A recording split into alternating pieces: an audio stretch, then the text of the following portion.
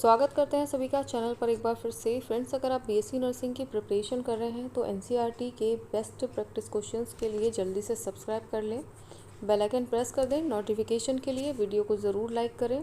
अगर आप बेसब्री से इंतज़ार कर रहे हैं APVMU की ऑफिशियल वेबसाइट पर आपकी बीएससी नर्सिंग के लिए ऑफिशियल नोटिफिकेशन आपका कब जारी होगा आपके एडमिशन फॉर्म के लिए, तो अभी देखिए साइट पर वर्किंग चालू है कि किस टाइम पर आपका नोटिफिकेशन रिलीज़ हो जाए ये अभी कुछ कहना पॉसिबल नहीं है। ठीक है, तो यहाँ पर स्टार्ट कर दिया था ह्यूमन हेल्थ एंड डिसीज़ेज़ का अपना क्वेश्चन नंबर 16 आज स्टार्ट करेंगे। 15 क्वेश्चन कंप्लीट करवा दिए थे प्रीवियस वीडियो में, तो ये वाला प्लेलिस्ट है फ्रेंड्स, यहाँ पर जाएं सभी लोग और इस वॉच ज़रूर कर लें। ठीक है, क्योंकि देखिए यहाँ पर सब मैंने चैप्टर वाइज करा रखे हैं। सबसे पहले तो ये कि आपको कन्फ्यूज़न कहीं से क्रिएट होने वाला ही नहीं है और आपके एनसीईआरटी ही क्वेश्चंस आपके आते हैं आपके एग्जामिनेशन में। अगर आप इस तरीके के क्वेश्चंस को कंप्लीट कर लेते हैं फ्रेंड्स तो आपको डेफिनेटली आप अच्छा स्कोर कर लेंगे। तो सारे एनसीईआरटी के ही क्वेश्चंस हैं और आपका जो मीडियम रहने वाला है एग्ज़ाम, अभी उसके लिए कुछ कहना पॉसिबल नहीं है, हिंदी में होगा या इंग्लिश में होगा। तो जैसे ही आपकी न्यू गाइडलाइन जारी होगी उसी के अकॉर्डिंग आपको बताना थोड़ा सा सिंपल रहेगा। अभी तो ऐसा कोई नोटिफिकेशन नहीं है या फिर कोई गाइडलाइन आपकी रिलीज़ हुई नहीं है, तो अभी के लिए सिर्फ इतना ही समझ लीजिए फ्रेंड्स कि आपको इंग्लिश में ही पढ़ते रहना है। और हिंदी में अगर होता है तो बहुत ही अच्छी बात है, यूपी वाले जो स्टूडेंट हैं यूपी बोर्ड वाले उनको भी थोड़ा सा ईजी हो जाएगा बीएससी नर्सिंग करना। तो चलिए जैसे ही नोटिफिकेशन रिलीज़ होता है वैसे ही आपको इन्फॉर्म करेंगे। तो आज स्टार्ट कर रहे हैं क्वेश्चन नंबर 16। दो स्टेटमेंट दे रखे हैं फ्रेंड्स आपको, स्टेटमेंट फर्स्ट एंड सेकंड है। Read the following statement and select the correct, आपको बताना है ऑप्शन। ठीक है, तो स्टेटमेंट फर्स्ट आपका दे रखा है malarial parasite required to host human and mosquito to complete its life cycle. अब देखिए आपको मलेरियल पैरासाइट के बारे में थोड़ा सा पता होना चाहिए कि इसको देखिए दो होस्ट की रिक्वायरमेंट होती है। सबसे पहले तो दूसरा प्राइमरी होस्ट कौन सा होता है, मॉस्किटो खुद होता है। ठीक है, और सेकेंडरी होस्ट आपका होगा ह्यूमन, ये आपको पता होना चाहिए। ठीक है, तो प्राइमरी होस्ट वे खुद होते हैं जो मॉस्किटो हैं। ठीक है, और सेकेंडरी जो होंगे वो होंगे आपके ह्यूमन, उनको हम सेकेंडरी होस्ट कहते हैं। तो इसी के अकॉर्डिंग आपका जो स्टेटमेंट फर्स्ट है तो ये तो आपका ट्रू है। ठीक है, देन नेक्स्ट आपका स्टेटमेंट क्या है, ये तो हमारा ट्रू हो गया। देखिए दो ही होस्ट की ज़रूरत होती है, ह्यूमन एंड मॉस्किटो। ह्यूमन आपके सेकेंडरी होस्ट हैं, देन आपके प्राइमरी होस्ट होते हैं मॉस्किटो। ठीक है, अपनी लाइफ साइकिल को कंप्लीट करने के लिए मलेरियल पैरासाइट को लाइफ साइकिल को कंप्लीट करने के लिए दो होस्ट की रिक्वायरमेंट होती है जिसे हम ह्यूमन और मॉस्किटो कहते हैं। ह्यूमन यहाँ पर सेकेंडरी होस्ट है, मॉस्किटो यहाँ पर आपके प्राइमरी होस्ट है। अब देखिए क्वेश्चंस में आपको ये ज़रूरी नहीं कि स्टेटमेंट के अकॉर्डिंग ही आपको बताया जाए। अब यहाँ पर क्वेश्चन कुछ और भी क्रिएट हो सकता है, जैसे कि आपको प्राइमरी होस्ट कौन से होते हैं, मलेरियल पैरासाइट के लिए प्राइमरी होस्ट कौन से होंगे, सेकेंडरी होस्ट कौन से हो सकते हैं। ठीक है, तो इस तरीके के क्वेश्चंस भी हमेशा बन जाते हैं। ठीक है, तो यहाँ पर दूसरा क्वेश्चन ये भी क्रिएट हो सकता है कि कितने होस्ट की ज़रूरत होती है मलेरियल पैरासाइट को कंप्लीट करने के लिए अपनी लाइफ साइकिल को। ठीक है, तो इस तरह के क्वेश्चन काफ़ी ज़्यादा थोड़े इधर उधर करके क्रिएट हो जाते हैं, तो इसमें आपको कन्फ्यूज़न नहीं होना। इसीलिए हमेशा कहती हूँ फ्रेंड्स आपको एनसीईआरटी पढ़ना चाहिए, क्योंकि एनसीईआरटी में जितना दे रखा है ना उसमें कई सारे क्वेश्चंस एक क्वेश्चन से क्रिएट हो जाते हैं। ठीक है, तो सारी चीज़ें आपको क्लियर रहेंगी हमेशा से, मैं यही कहती आती हूँ कि आपको एनसीईआरटी ही ज़्यादा पढ़ना चाहिए। तो प्लेलिस्ट पर जाएं और सारे वीडियोस वॉच करें। चलिए स्टेटमेंट सेकंड, अब देखिए बात करते हैं अपने सेकंड स्टेटमेंट के बारे में। Hemozoin is a toxic substance produce by the rupturing of the liver cell during malarial infection. अब देखिए हेमियोजोइन जो है एक टॉक्सिक सब्सटेंस तो है, ठीक है, produce by the rupturing of the red blood cells. ठीक है, नॉट लीवर सेल्स। ओके, आपको यहाँ पर कन्फ्यूज़न नहीं रखना है, क्योंकि ऐसा होता है ना कि सेल तो आपने देख लिया, लीवर आपने देखा ही नहीं। हमेशा ध्यान रखेंगे फ्रेंड, जो हेमियोजोइन है टॉक्सिक सब्सटेंस है वो क्या करता है, रेड ब्लड सेल्स की आरबीसीज को क्या करता है, रैप्चर कर देता है जब आपका मलेरियल इन्फेक्शन हो जाता है। ठीक है, तो मलेरियल इन्फेक्शन में जब कभी भी आपसे पूछा जाए तो हेमियोजोइन क्या करेगा, एक टॉक्सिक सब्सटेंस है और ये क्या करता है आपकी आरबीसी सेल को क्या करे, रप्चर कर देता है, यानी कि उनको तोड़ देता है या फट जाती हैं। ठीक है, तो ये आपका जो स्टेटमेंट है ये कम्प्लीटली रॉन्ग दे रखा है, क्योंकि यहाँ पर लीवर सेल दे रखा है। ठीक है, तो क्या होना चाहिए था, आरबीसीज होना चाहिए था। तो आपका स्टेटमेंट फर्स्ट क्या है आपका करेक्ट है, देन सेकंड क्या है आपका इनकरेक्ट है। तो आंसर कौन सा होगा, बी। तो आई होप यहाँ पर आपको कन्फ्यूज़न नहीं हुआ होगा। Question number 17, during the life cycle of plasmodium sexual reproduction take place in which of the following host. अब देखिए आंसर क्या है, फीमेल एनोफिली मॉस्किटो। ठीक है, जो मलेरिया है वो यहाँ पर किसके थ्रू होता है, प्लाज्मोडियम पैरासाइट के थ्रू होता है। ठीक है, आपने यहाँ पर देखा किसकी लाइफ साइकिल होती है, आपकी प्लाज्मोडियम पैरासाइट की होती है। ठीक है, इसके लिए भी आपको क्या पड़ता है, 2 होस्ट की रिक्वायरमेंट पड़ती है। सबसे पहले तो एक फीमेल एनोफिली मॉस्किटो होगा। ठीक है, फीमेल एनोफिली मॉस्किटो, जो कि यहाँ पर प्राइमरी होस्ट जिसे आप कहते हैं। ठीक है, जिसमें आपका सेक्सुअल फेज़ कंप्लीट होता है, जिसमें आपका यहाँ पर सेक्सुअल फेज़ कंप्लीट होता है। और दूसरा आपका क्या है, ह्यूमन। ठीक है, तो ये ह्यूमन क्या है, आपका सेकेंडरी होस्ट है, जिसमें एसेक्सुअल फेज़ कंप्लीट होगा। ये आपको ध्यान रखना है, हमेशा इन चीज़ों को आप ध्यान से पढ़ते हुए चलें। तो आंसर आपका होगा फीमेल एनोफिली मॉस्किटो। जैसे मैंने आपको भी बताया, आपका प्राइमरी होस्ट कौन है, फीमेल एनोफिली मॉस्किटो है, जिसमें आपका ये प्राइमरी कह सकते हैं कि यहाँ पर फेज़ कंप्लीट होता है और आपका यहाँ पर सेक्सुअल फेज़ देखने को मिलता है। आपसे सेक्सुअल रिप्रोडक्शन आपका यहाँ पर देखने को मिलेगा।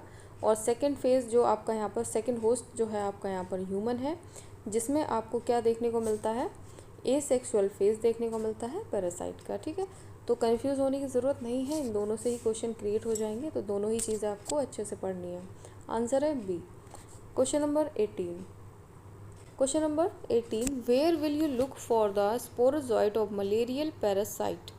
अब आपका आंसर आपको पहले से ही पता होना चाहिए बहुत अच्छे तरीके से, saliva of infected female anopheles mosquito. ठीक है, स्पोरोजॉइट्स कहाँ बनते हैं, आपके मलेरियल पैरासाइट, जैसे मैंने आपको अभी प्रीवियस क्वेश्चन में बताया। तो जो मलेरियल पैरासाइट हैं इसमें कहाँ देखने को मिलता है, जो स्पोरोजॉइट्स हैं वो आपके जो सलाइवा ऑफ इन्फेक्शन फीमेल है एनोफिली मॉस्किटो है उसके थ्रू ही तो एंटर करते हैं। ठीक है, जब वो बाइट करती है किसी भी ह्यूमन को तो सलाइवा के थ्रू ही चले जाते हैं स्पोरोजॉइट्स जो होते हैं। ठीक है, तो आंसर क्या है आपका, ए है। क्वेश्चन नंबर 19, क्वेश्चन नंबर 19 आपको केयरफुली देखना है। Study carefully the following stage of life cycle of malarial parasite. Therefore एक यहाँ पर दे रखा है आपका Plasmodium. Arrange these stages in the correct sequence and select the correct answer. आपको यहाँ पर एक करेक्ट सीक्वेंस बताना है। तो यहाँ 3 दे रखे हैं, तो करेक्ट सीक्वेंस आपके ओके। तो यहाँ पर दे रखा है आपको 8 स्टेज दे रखी हैं। ठीक है, तो चलिए मैं आपको करेक्ट ही आपका आंसर बता देती हूँ। तो आपका आंसर है यहाँ पर राइट ए। ठीक है, ये स्टेटमेंट है, स्टेटमेंट एक एक करके चलिए देख लेते हैं। तो आपके स्टेटमेंट दे रखा है, पहले sporozoite leave the blood stream and enter the liver cell of the man. तो आपका स्टेटमेंट के अकॉर्डिंग यहाँ पर देखिए जो सेकंड वाला है, यानी sporozoite present in the saliva gland of the female anopheles mosquito are injected into the blood stream of the man. ठीक है, जैसे कि मैं बताया सलाइवा के थ्रू चला जाता है ना, तो ये आप स्क्रीनशॉट ले सकते हैं। ठीक है, इसको काफ़ी एक्सप्लेन करेंगे तो बहुत ज़्यादा समय चला जाएगा। इसको स्क्रीनशॉट लीजिए और आपको यहाँ से स्क्रीनशॉट लेना है और आप अब कहीं पर अपनी रफ पे इसको लिख लें। आपका जो करेक्ट सीक्वेंस है वो इस तरीके से है। ठीक है, ये प्रोसेस है, पूरा बताया हुआ है, प्रोसेस है किस चीज़ का, आपका यहाँ पर दे रखा है प्लाज्मोडियम का, यानी कि मलेरियल पैरासाइट की जो साइकिल है उसका प्रोसेस दे रखा है। तो आपको सभी को पता है वो अच्छे तरीके से, उसको ज़्यादा एक्सप्लेन करने की ज़रूरत नहीं है। तो चलिए अब स्टार्ट कर लेते हैं अपना नेक्स्ट क्वेश्चन। वेट कीजिए थोड़ा सा। Question number 20। ठीक है, तो इसमें भी ये कुछ इसी तरीके से अरेंज करना होगा, आपको बताना है। तो दे रखा है क्या, select the correct option showing the life cycle of the Plasmodium. अब देखिए प्लाज्मोडियम की बात करें तो आंसर आपका क्या होगा, स्पोरोजॉइट्स होते हैं जो कि ह्यूमन में, ठीक है, आपके लीवर सेल में एंटर करेंगे, फिर उसके बाद आरबीसी में, फिर गैमेटोसाइट होगा किसमें, ब्लड में, फिर blood meal bite female mosquito के थ्रू काट लिया जाएगा, यानी कि बाइट कर लिया जाएगा, फिर फर्टिलाइजेशन होता है मॉस्किटो में, फिर स्पोरोजॉइट बनते हैं, फिर वे मॉस्किटो में, फिर उसके बाद क्या, यही साइकिल फिर से रिपीट होती है। ठीक है, तो ये आपकी क्या है, एक तरीके की साइकिल है, इसको आपको याद कर लेना है। चलिए नेक्स्ट क्वेश्चन नंबर 21। एमियोबिक डायसेंट्री एमियोबिसिस आपने जिसे बोला, तो ये कॉज्ड बाय किसके थ्रू होता है, एंड अमीबा हिस्टोलाइटिका के थ्रू होता है।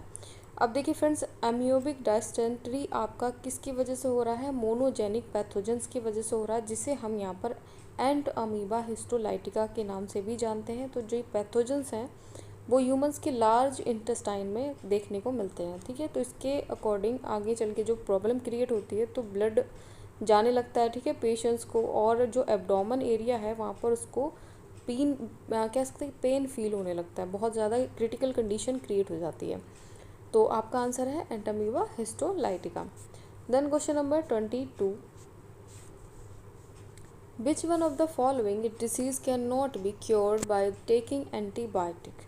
अब देखिए कौन सा ऐसा डिसीज़ है बताएं, ठीक है, can not be cured by taking antibiotic. यहाँ पर एंटीबायोटिक उसको नहीं दी जाती है क्योंकि वो उससे ठीक नहीं होता। तो एंटीबायोटिक हम कब यूज़ करते हैं, बैक्टीरियल डिसीज़ को ठीक करने के लिए यूज़ करते हैं, जैसे प्लग हो गया, लेप्रोसी हो गया, वूपिंग कफ हो गया, बैक्टीरियल डिसीजेस हैं। तो एमियोसिस क्या होता है, प्रोटोजोन डिसीजेस होते हैं, ठीक है। तो यहाँ पर कह सकते हैं जो एंटीबायोटिक है वो यहाँ पर इसको नहीं दी जाती। तो ये आपका आंसर कौन सा होगा, एमियोबायसिस आपका क्या है, एक प्रोटोजोआन डिसीज़ है, जिसके अकॉर्डिंग यहाँ पर इसको एंटीबायोटिक हम नहीं दे सकते, ठीक है। तो एंटीबायोटिक से ये ठीक नहीं होता।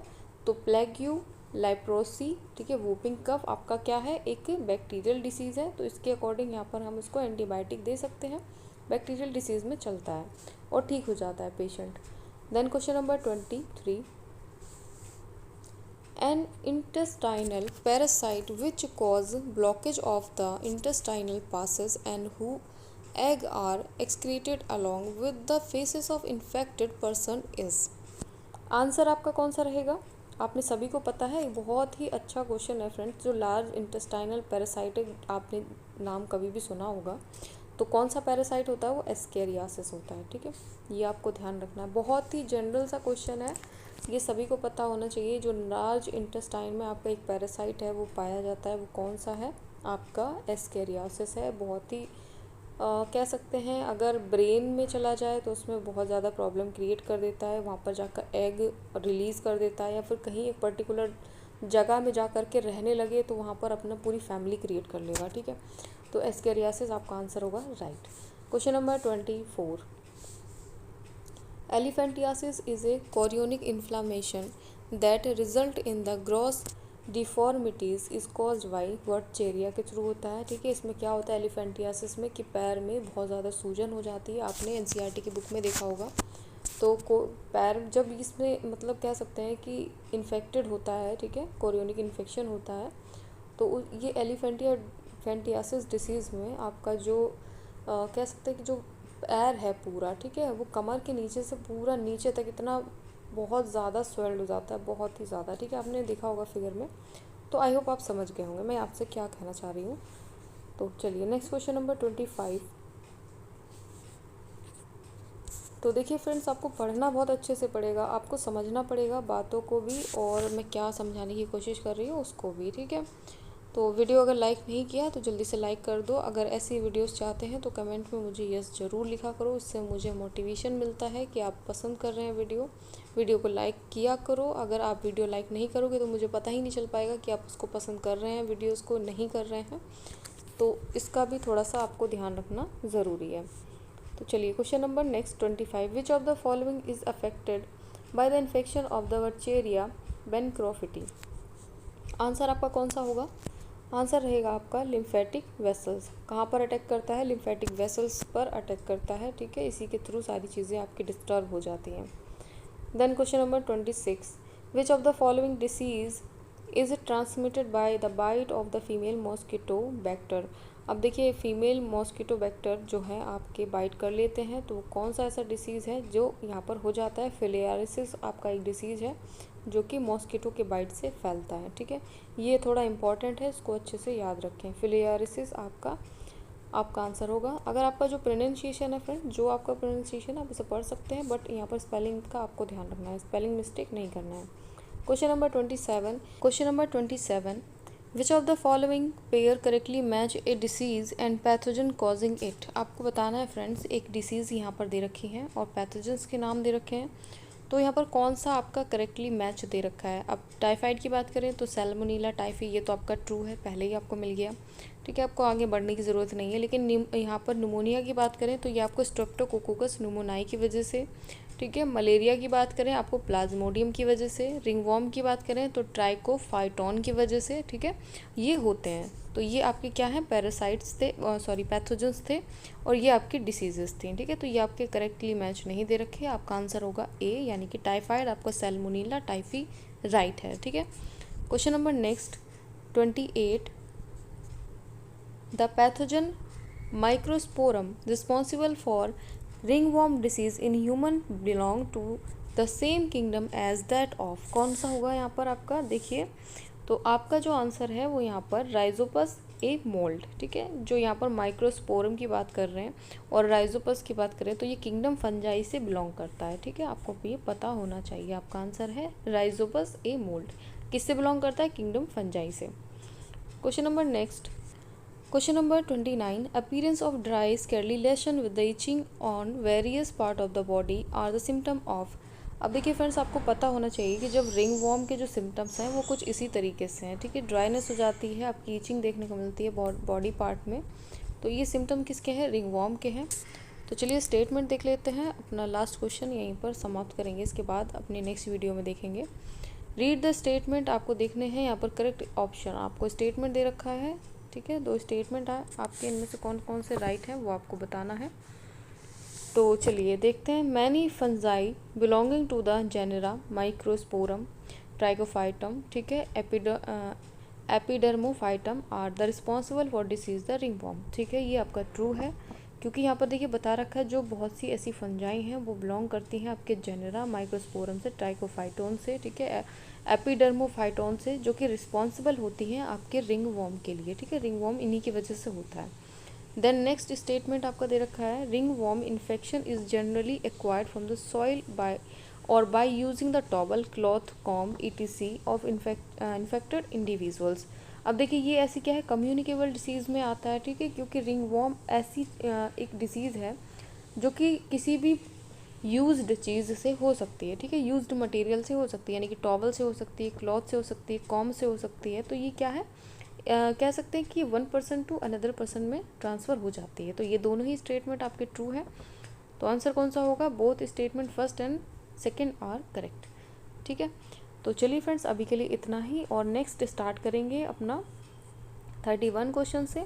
तो चलिए वीडियो जल्दी से लाइक कर दीजिए, चैनल को सब्सक्राइब करके बेल आइकन प्रेस कर देना। टेलीग्राम इंस्टाग्राम चाहते हो तो डिस्क्रिप्शन में लिंक मिल जाएगा, वहाँ से आप मुझे ज्वाइन कर सकते हो। और अभी नेक्स्ट वीडियो बहुत जल्द आपके साथ में शेयर करूँगी। तो BSc नर्सिंग का जैसे ही फॉर्म आ जाता है आपके ABV MU के थ्रू, तो वैसे ही आपको इन्फॉर्म करने की पूरी कोशिश करेंगे। चलिए वीडियो जल्दी से लाइक कर दें। So thanks for watching dear friends.